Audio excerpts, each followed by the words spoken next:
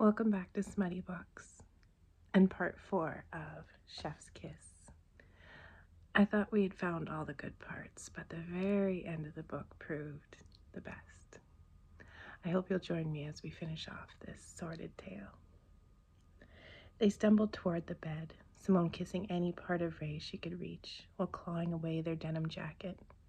Ray's hands were hard at work too, getting rid of Simone's tank top and bra. Simone tried not to be embarrassed by her clothes. If she had known this was going to happen, she wouldn't have dressed in such slouchy, stay-at-home stuff. Then again, if she had known this was going to happen, she probably would have had a heart attack before she even left home. Ray didn't seem to care about her unsexy, mismatched underclothes or the fact that her leggings had a tiny hole on the knee. They were too busy tossing each piece to the floor to comment on it. Simone was still struggling with their shirt, trying and failing to figure out a way to divest Ray of the damn thing without having them lift their arms too high. Here, I've got it. Ray pulled the tea over their head and off their arms in an awkward but practical motion. Simone caught sight of their surgical scars for the first time, 2 shiny red curves along the bottom of Ray's chest. Long, but healing well. Nothing more than a fact of Ray's body, not as scary as she thought they might look. Well? Ray held out their arms, as if presenting themselves to an audience. What do you think? They sounded genuinely eager to know. Their face was absolutely glowing from the force of their smile. Simone tried to find the words. Ray looked wonderful, perfectly happy, incredibly alive. You look like you, she finally managed to say. Ray's smile curved. That's a good thing? Simone nodded.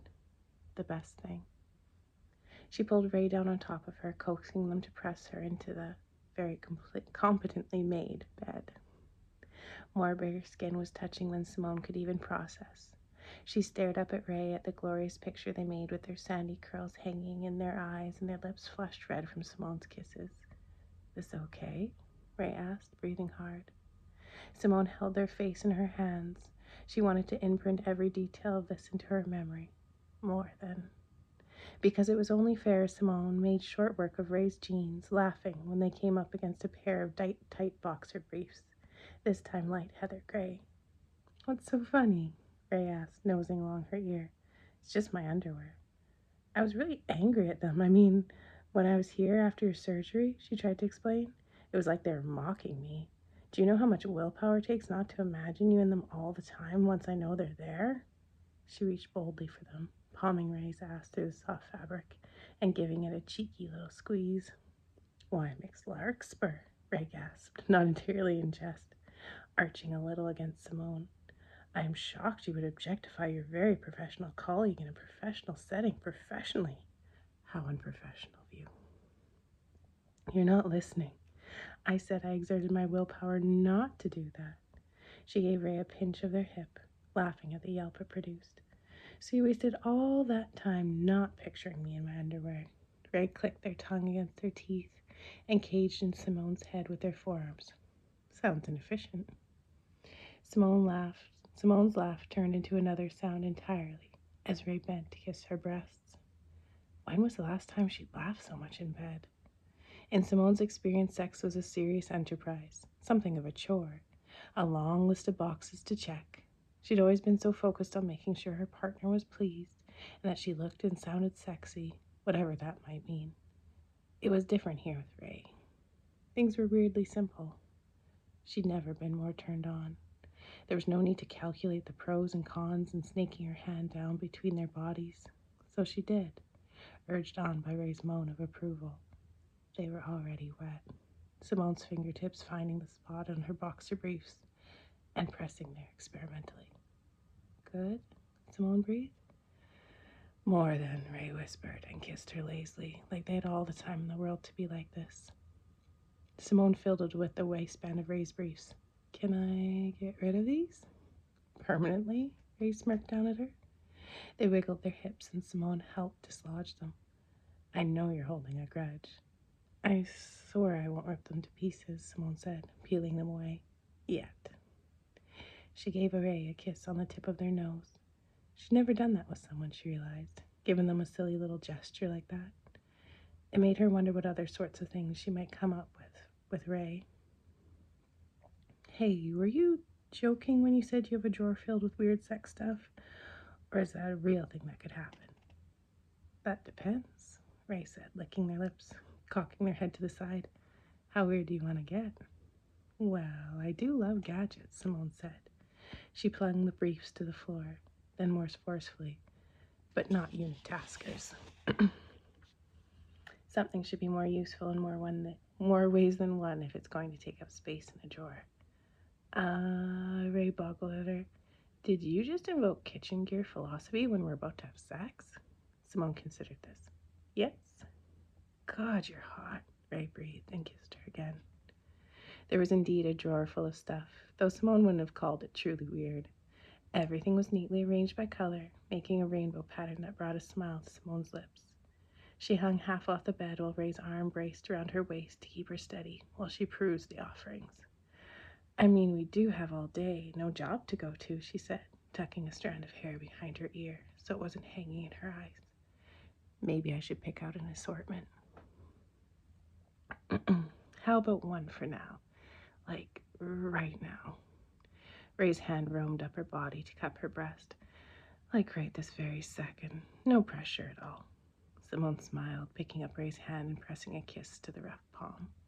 You're the one who told me to relax and go with the flow. Did I?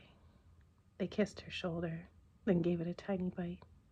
Simone didn't hide the shiver that gave her. I was a different person then. You shouldn't listen to that fool. It was 15 minutes ago. How about this one?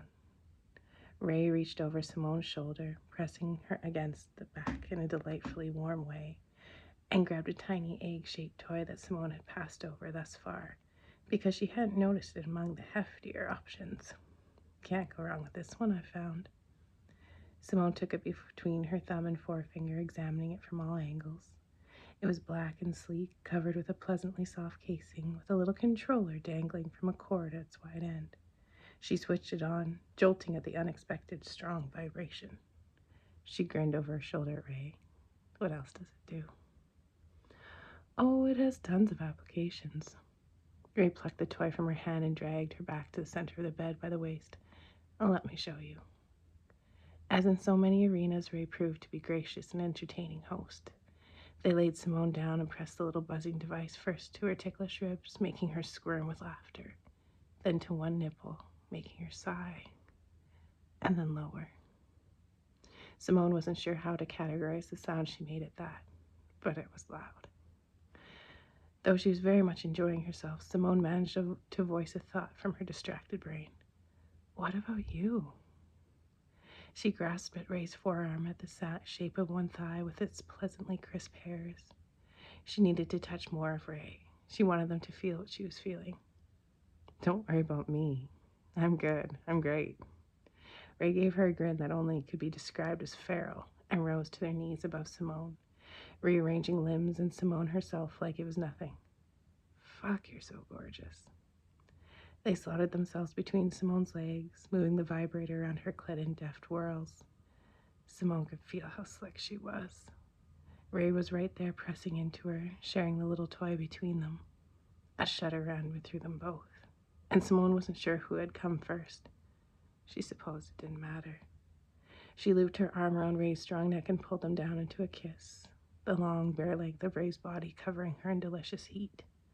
Ray lifted a hand, the one not hard at work between them, and dug it into the fall of her hair. A noise like wanting escaped from Simone, but it wasn't that, because she already had what she wanted, right there.